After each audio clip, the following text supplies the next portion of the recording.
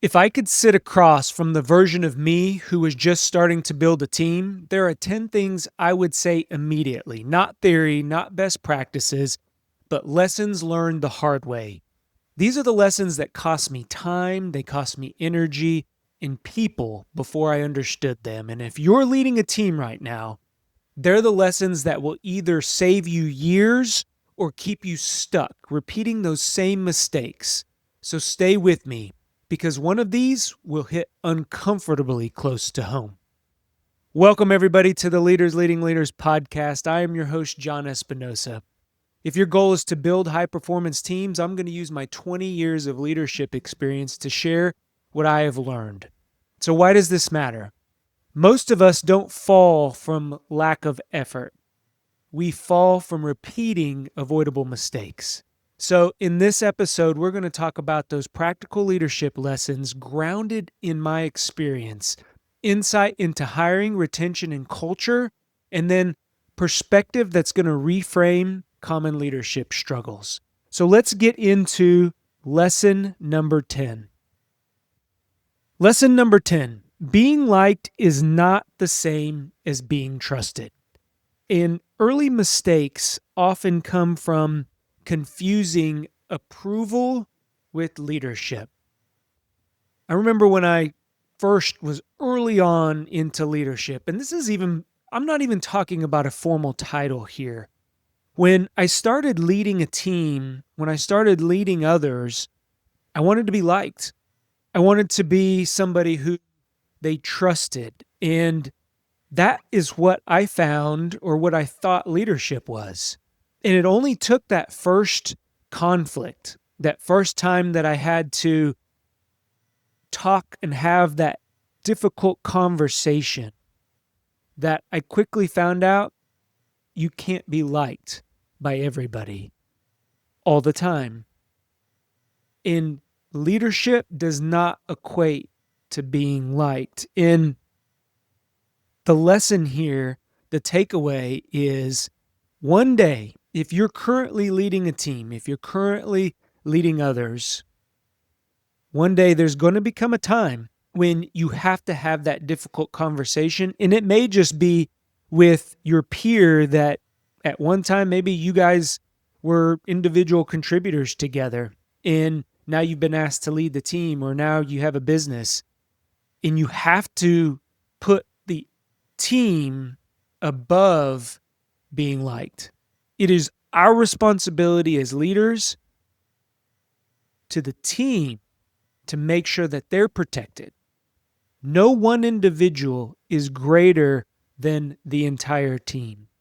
And this lesson number 10, it was a hard pill to swallow because it was out of my normal really being. It wasn't in me not to be liked, not to be hard on people. And it just really, I was conflicted. I don't really know how to explain the feeling. Even now I'm looking back, and in the times that I had to have those difficult conversations, it wasn't because those individuals, I didn't like them. It wasn't because they were bad people. It was because the performance wasn't there. The expectations, they just weren't meeting the standards of the group, the expectations that we set. And so this lesson, it was a hard one to learn for me. Lesson number 9. Lesson number 9 is hiring fast to relieve that pressure.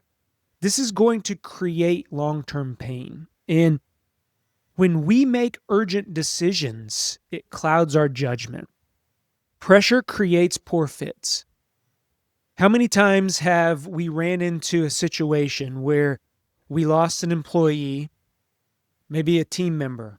I've lost 3 over the past year in a team that I'm leading right now. And it's easy just to find somebody and put into that place, even somebody that can do the job. But what that really creates for us is a short-term fix. And that short-term fix can create a ripple effect throughout the culture, throughout the business. And what I've found is it's almost like a big pebble. or a rock. Think about how you throw a small pebble into a pond, into a body of water, and that ripple, there's a ripple effect, but it doesn't compound as much as if you throw a big rock in, because that's what we're doing. We're throwing a big rock in to a hole to fill that gap short term, but the ripple is longer, it's wider throughout the organization. And so as holes become in our organizations, and holes I mean as people leave the organizations, good teams, good organizations, you're still going to have people leave. But your immediate need to fill that gap will create this cloudiness. It will create judgment that is going to impact the organization over time. So that's lesson 9. Hiring fast to relieve pressure creates that long-term pain. Hey everyone, a quick break in the episode today. Are you struggling to find and keep the right employees? You're not alone. High turnover drains time, money, and morale, leaving us frustrated, overwhelmed, and feeling like we have to settle for less. I understand how tough hiring can be because I've lived it. And with over 21 years of building high-performance teams, I know how to turn hiring challenges into lasting employee success. Through my proven LEAD framework, we're going to analyze your processes, design a personalized strategy, and implement solutions that create confident and long-term results. Don't let turnover hold you back. Choosing this program is that first step towards a thriving workplace. Enroll today at thejohnespinosa.com and build the team you deserve. Imagine a team that works seamlessly together or keep facing the same costly cycle of turnover. The choice is yours. Now back to our episode. Lesson 8. Culture is built by what you tolerate, not what you say. In unaddressed behaviors, they become permission. One of the best definitions that I can give when people ask me to define culture is what we tolerate and what we celebrate. And if we are tolerating, and they're equal, no one is greater than the other. So what we tolerate becomes permission. For example, if you are tolerating your best employee coming in 30 minutes late or leaving 30 minutes early, you are giving permission to everybody else in your organization to do that same exact thing. So there's going to become a point in time when you have to address those behaviors that you're tolerating. In going back to having that difficult conversation, as leaders, we have to put the team above everything else. And if you begin to find yourself tolerating just the little things, maybe you're supposed to have a professional dress and you got an individual that's coming in jeans and t-shirts and hoodies, even though the others around them are continuing to dress professionally, you will see that begin to decline over a matter of time. And it could be a short time or it could be a long time, but it will happen.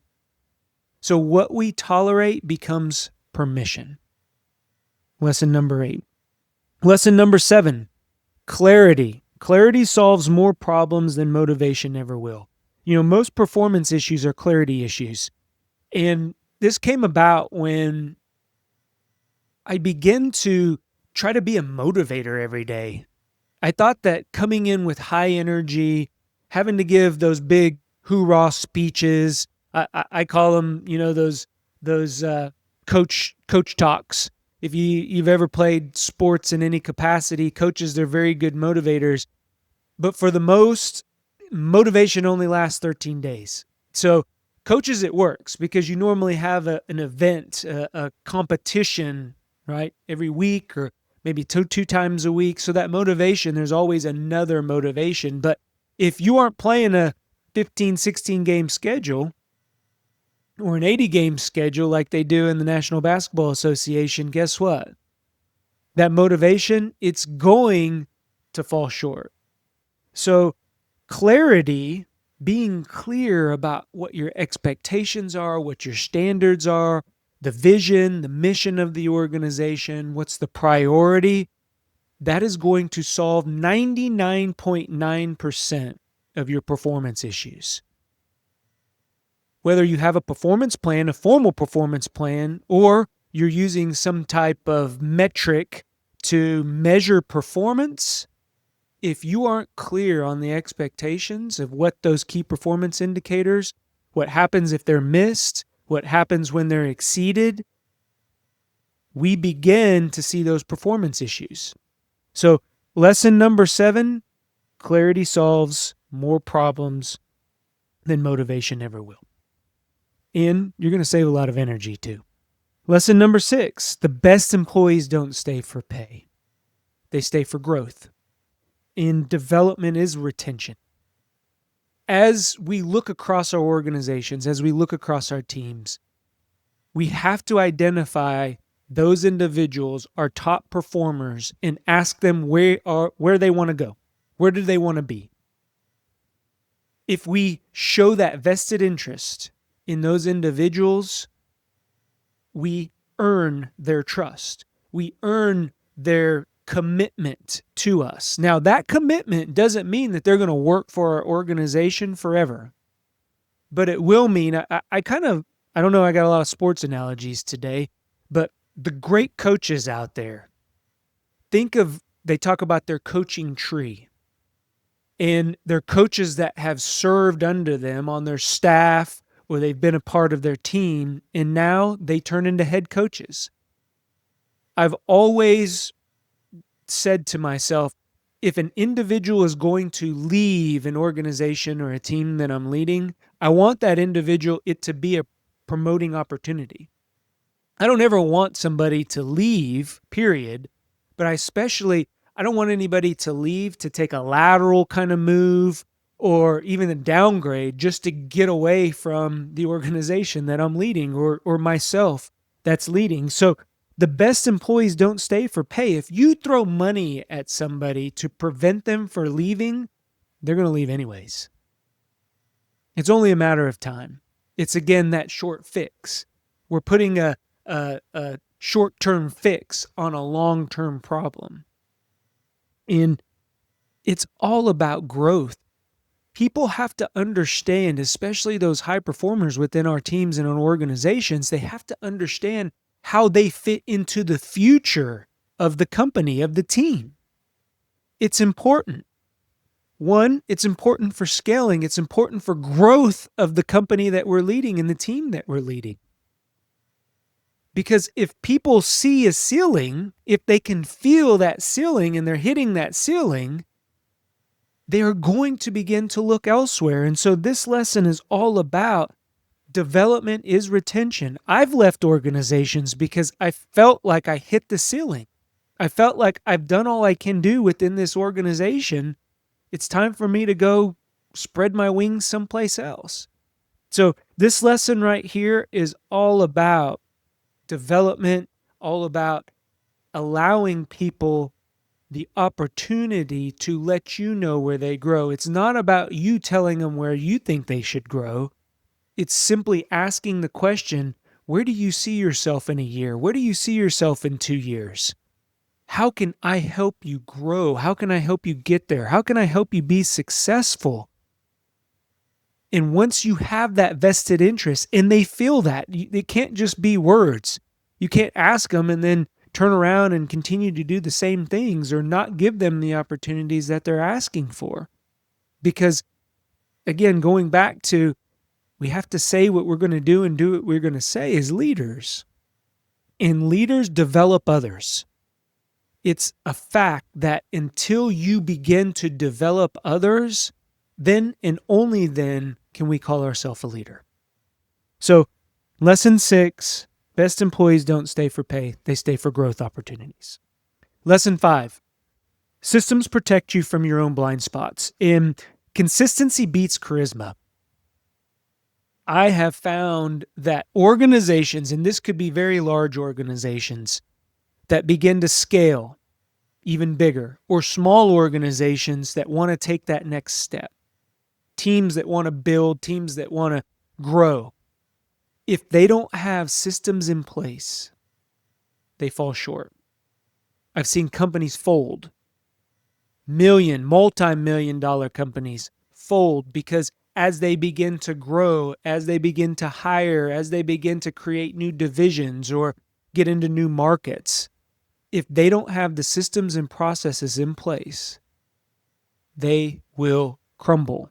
They will fold. And you can even take this on a small scale. Even from a team of 4 that I've led, we didn't have what I thought were solid systems and processes in place. And whenever we had a dip, whenever a challenge came about, whenever algorithms changed, things fell short. We fell short. We took a dip. And that's all on me. That's all on me as a leader because I didn't ensure that the systems and processes in place within that organization were solid enough to where when we decided to scale up, everything was there that we needed. Now we just needed to add bodies to the equation. Now that we just needed to go out and find talent to join our team. So systems protect us from our own blind spots. Because things that we can't see, when everything is going well, that is when we need to look into the systems. That's when we need to look into the processes. That's when we need to open up the hood, the proverbial hood of the car, and look in the engine to make sure there's no engine leaks, oil leaks. You got all the levels topped up. Because when things are going well, that's the prime opportunity to look underneath the hood of your organization and start understanding where you've documented your processes, where maybe you need a little bit more clarity around a system or a process that you are doing, or something new comes on board and we're running 100 miles an hour, things are going great, and we didn't figure out or we didn't document how that particular system integrated into the organization. A quick example of this is, there was an organization that I was helping lead, and they were looking to take on some more work. And it was a small company. It was a plumbing company, and they were looking to get into heat and air. And they wanted to hire some heat and air technicians so they could expand that. Well, the problem is that they didn't have systems and processes in place, or that they thought were solid enough for their existing business. So when they begin to scale and bring in these other technicians, things begin to break. Holes begin to create. Customer calls, they begin to miss customer calls because they thought that this individual, it was a heat and air problem and it ended up being a plumbing problem, and vice versa. So they had a real tough time scaling their business, and it took us about 90 days to get what they needed to do or what they should have done in order before they scaled in place, so that way they could continue on. And they did take a dip into business, but as we laid down those processes and incorporated those systems, guess what? They begin to see the return on their investment. They begin to see opportunity. They begin to see that revenue come in. So systems protect us from our own blind spots. They were doing very, very well as a plumbing company. But as they begin to expand, that's when the blind spot occurred, and luckily we were able to fix it. So consistency beats charisma 100 out of 100 times. All right? So before we discuss these next 4, these are the 4 that most of us resist as leaders. They're the ones that when I walk in the door and we start to uncover and walk together down this journey of hey, these are the things that I see. Here's how my experience, has led me to solve some of these problems. These are the ones that people, they cringe at. These are the cringe-worthy ones. That's why I held them to the last 4. But what I found is these are the ones that change everything. So lesson 4, avoiding hard conversations. Avoiding hard conversations always makes them harder later, and silence compounds problems. If we continue to push off having that hard conversation with that individual that's coming in late, now that behavior becomes permission. It becomes part of our culture. If we push off those hard conversations about having to let somebody go because they just aren't the right fit, that breeds toxicity. It only takes one person to start a whole ripple effect of toxic culture. And it can happen really, really quick. If we don't have those hard conversations about how we may need to get smaller, to get bigger, to get leaner, to get meaner, the business fails. So the hard conversations that we as leaders have that must take place, that's a skill. This lesson, I had to go seek mentorship. I had to go seek coaching. I had to go really talk to other leaders and ask them when you need to have that difficult conversation. And it could be your best employee. And you're afraid that if you don't have that conversation, or if you do have that conversation, they're going to leave. What if everybody leaves because of that one employee? And now you're left with something that you should have handled. Or what if it's a conversation that maybe that's the blind spot that individual has. And until you point that out, until you walk down that path with them, they can't fix it. So give them the opportunity. Give your team the opportunity to correct. And avoiding them only prolongs that problem. And that problem begins to get bigger and bigger over time. So that's lesson 4. Lesson 3, teams mirror leaders. Behaviors, not intention. So here, people will do as you do. So many times I discuss with other leaders, and the issue around, I just can't get them to do what I want them to do. I tell them all the time, hey, we got to get more contacts. We got to go out and we got to treat our customers with respect. I need you to push harder. But yet, when we turn that mirror around, are we willing to do the same thing? Are we willing to show up early and to stay late? Are we willing to lead the way, even when it may be through the fog, it may be through the darkness, and we can't see the end, but we're the first ones that need to go through that. And here, the team will follow your lead. They will do as you do. And so it doesn't matter how many times that you tell them to do that. They're going to do as you do. The parents out there, you know this. You've seen this firsthand. I don't know how many times that I've told my kids to do certain things, and then a coach or a teacher or another relative tell them to do that same exact thing, and they're like, that's right. So that just goes to show, it proves my point that sometimes it's who you're telling to do what to do and who it's coming from, but they will always do as you do. And even when you don't think they're watching you. They're looking. They're seeing how you handle conflict. They're seeing how you handle challenges. They're seeing how, when the times get tough, how you respond. So your team will mirror you. They will mirror your behavior, not your intention. Leaders have good intentions. Nobody wants to be a bad leader. But in the end, if they do not behave the way that they expect their team to behave, it's an uphill battle. It's pushing a big boulder up a hill that you may get to the top of the hill, but that boulder is just going to roll back down on the other side. So, lesson 3, your team will mirror the leader. They will mirror those behaviors, not the intentions. Lesson 2, great leaders work themselves out of the center. Dependence is not leadership. Anytime that you add something to the organization, are you making yourself replaceable?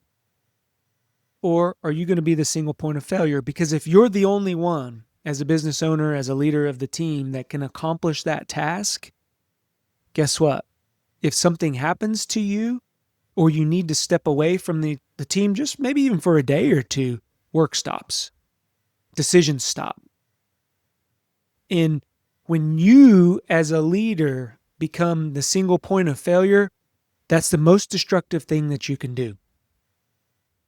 Cross-pollination, people being able to look and learn from each other, going back to the growth, this may identify opportunities. You may find out that somebody is skilled in an area that you never knew they were even skilled at or interested in, because you have them simply go sit with another employee and gain awareness about what they're doing.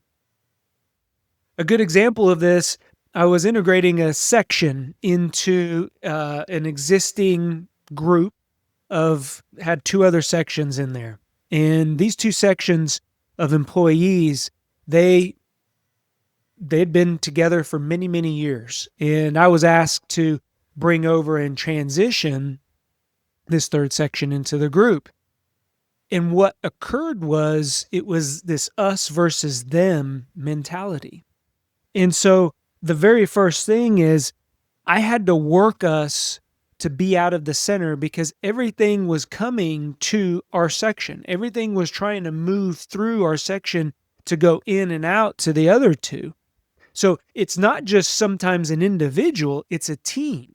And as we empowered the other employees to make decisions, to reach out, they didn't have to go through me. It was this top-down approach, command and control, and we had to break down those barriers. Go just communicate with your colleague who you're going to be working with. Get in a room, figure out the process. If the current process isn't the right fit, if it's not working, then let's come up with a new process. But we had to work ourselves out of the center of that group, and then we begin to work together to where we weren't the single point of failure, where others understood the inputs and outputs, where we gained confidence and we gained influence, not just with the other 2 sections, but external to other organizations now, other departments within the organization. They saw us as one and not as a competing entity within our own group. And so this is very powerful here when we as leaders work ourselves out of the center, when we don't have dependence. Dependence is not leadership. Everybody is replaceable within the organization, including the leader, including the business owner. I worked with an organization that was trying to sell their company. It was a small business, 20, 25-ish employees. The business owner, they were looking to retire, and they were trying to sell. They asked me to come in, create some processes, create some systems, put some things on paper to, make the organization ready to sell. And as we were going through, I was working with the business owner, and a lot of the decisions that were being made had to go through the business owner. And so I asked him, I said, is this something that you see? One, are you aware of the situation? Because I see a lot of things having to go through you as the owner of this business. And if you're looking to sell, and it's to somebody that may not have your expertise, he had been in this business for 35 plus years. So he knew things that probably somebody that he was going to sell to wasn't going to know. And there was a way that we could integrate those decision points, create some guardrails into the organization where guess what? He wasn't the single point of decision making. That those things he entrusted people. So now what occurred was he didn't have to write into the contract that he was going to stay another year just to get things or get somebody trained up. He had processes and systems in place to where he could show the new owner that this thing could run by itself. All you had to do is basically approve high-level figures, big decisions, maybe expansion of the company. But for the most part, the company ran itself. It was a game changer. They were able to triple the price for what they wanted for the business. They got that price in that organization. That business is still successful today. So great leaders work themselves out of the center. And then we've saved the best for last. The number one lesson that I wish I knew. Retention is a leadership skill, not an HR function. People stay because leaders lead well. And that's what our program is all about. That's what our lead framework points to. Lead stands for listen, envision, align, and drive. And this number one lesson in my 20 plus years of experience have created that framework because leading well starts with listening.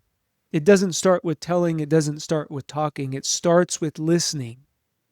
And only when we listen and understand and gain that trust and create those relationships, because the other thing that culture is, it's the artifacts of our relationships. And in order to create those relationships, we have to be the most interested person in the conversation. And only then can we begin to envision with the company, where the company needs to go, where the team needs to go, growth, where those processes and systems may need to be documented. Then we begin to align. We begin to align with the future of the company, the vision, the mission. Everything needs to be in alignment. So that way, I don't have to show up as a leader 5 different ways. I even align the leader to the organization, because then and only then, now we begin to align those processes and systems. So we can begin to get out of the center. Once we have that alignment, now we just have to drive. We have to be there. We got to know when to push and when to step back. We got to know when to encourage and when we got to be a little tough, when we got to have that difficult conversation. Those are the things that make businesses successful. Businesses succeed and fall on the leadership of that team, of that organization. Good leaders, guess what? They're hard to come by. Leadership is learned. There's no such thing as a natural born leader.